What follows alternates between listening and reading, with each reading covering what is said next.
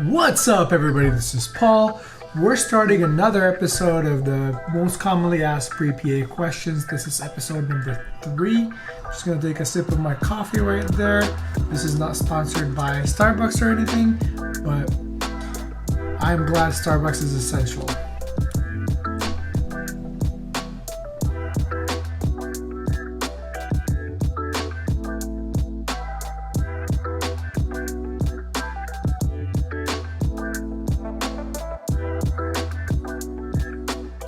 Welcome back to another episode. I am excited to have you guys here. We're going to answer 4 more questions today.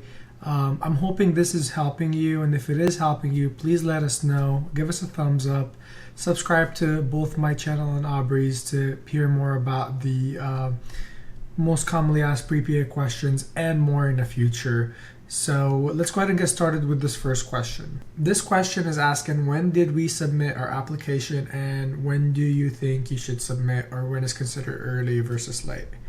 So that's a really good question, and the answer to this question is not simple. It's going to depend on your situation. It's going to depend if you're applying to a rolling admission program versus non-rolling admission programs. It's going to depend how your application looks. So for example, if you are, for healthcare experience, for example, if you are at 1,800 hours, the program you're applying to requires 2,000 hours of experience. It's April, CASPA just opened, and you want to go ahead and apply. If you apply right now, they might not take into consideration the 200 hours that you would have gotten if you waited a month and a half. So what I recommend is, make sure when you're applying, your application is complete. So for example, if you are going to apply early, make sure that your application is complete, your application is perfect. There's nothing that you're going to add in the next couple of months. The second question that I have is a very good question, and I had to retake some classes myself, so I think I'm going to be answering from experience there. The person is asking, would retaking prerequisites at community college be a problem? Short answer is no, it wouldn't be a problem. It's not a bad idea. Community college is cheaper. Sometimes it's what works best, especially after you had graduated school and you're working and you need a class that works with your schedule. So most likely community college might be helpful. I don't think it will hinder you. It's the same material. As long as it is an approved community college, an approved course, I don't think that will hinder you in any ways. But let's go ahead and see what Aubrie has to say about that. Would taking a prerequisite at a community college look bad? And the answer is no. So many PAs or PA students that I know took almost like a majority of their prerequisites at a community college, and they were just as competitive. Unless the school specifies that they do not accept community college classes, then they're good to go. Obviously, the only thing that schools are usually a little bit iffy about are online classes. So if you're trying to take an online community college class, that's probably a no-go.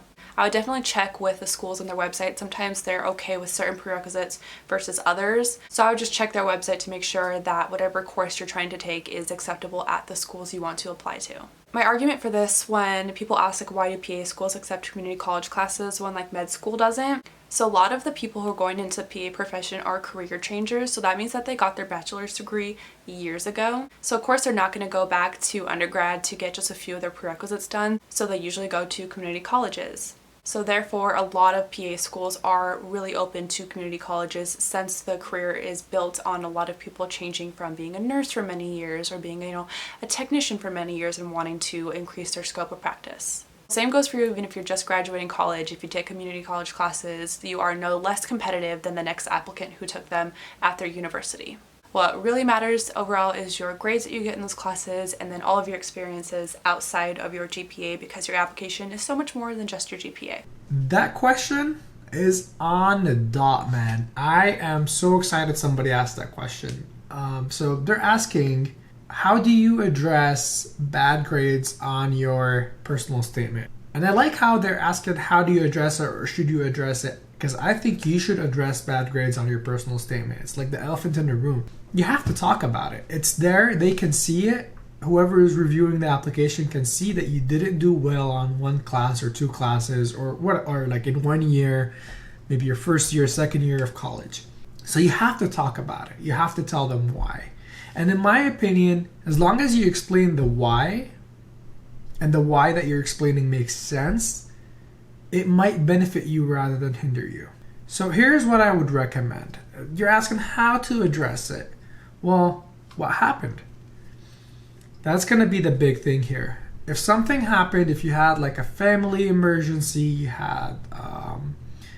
you were dealing with the rough times, mention that. Tell them this was happening, X, Y, and Z was happening, and these were the consequences, and I learned from what happened, and I know how to deal with it if it were to happen again in the future. Let's say you were freshman in college, you were not taking college seriously, and that's why you didn't do well in the beginning. Talk about that. I, started not knowing where I wanted to go, and I was not taking college seriously, but I learned, and I retook the classes, and I got better grades. So there's no formula onto how to address it, but my advice is give a reason, make sure it's the right reason, and it was really what happened, and explain it. Faculty understands. Whoever is reviewing your application will understand that things happen, and that not all of us are going to start college with straight A's. For example, for myself, I started college really, really good. I had an uptrend, and then I had a downtrend, and then I started going back up again. And I had my reasons. When I was going through a breakup, it was just, it was nasty times. I didn't like it.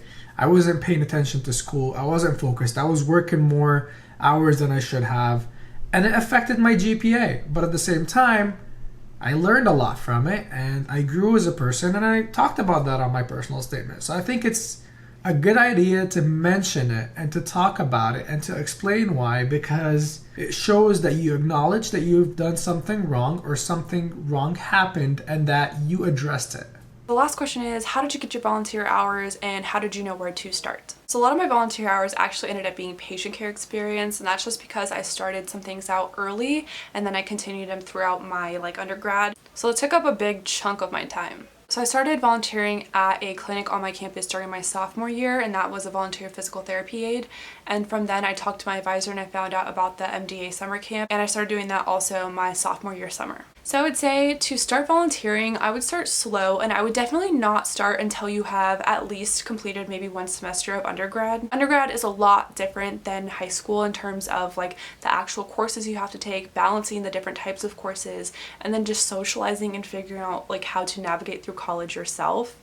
Everything, when that comes together, it can be very overwhelming. So do not try to jam pack your schedule with volunteer, patient care, all these experiences until you know how to navigate through college. So I would say that once you're ready and you have everything set and you're able to add an additional experience to your plate, I would say start slow. So even if you start volunteering somewhere once a month, once a week, whatever, it really does add up.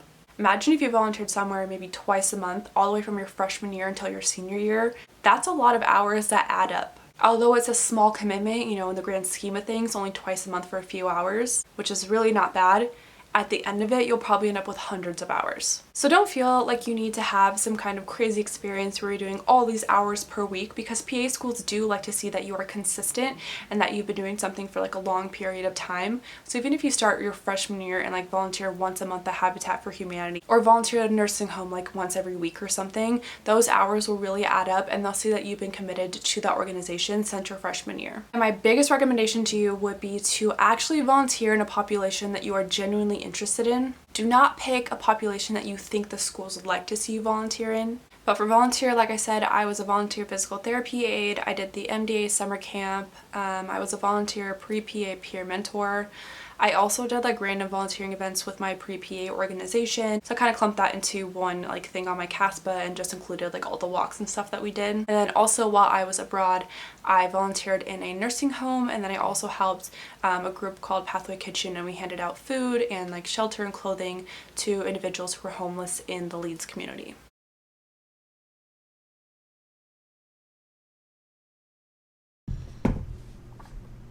What's up, everybody? This is Paul. We're starting. Oh, whoa. I almost spilled my coffee. Sorry.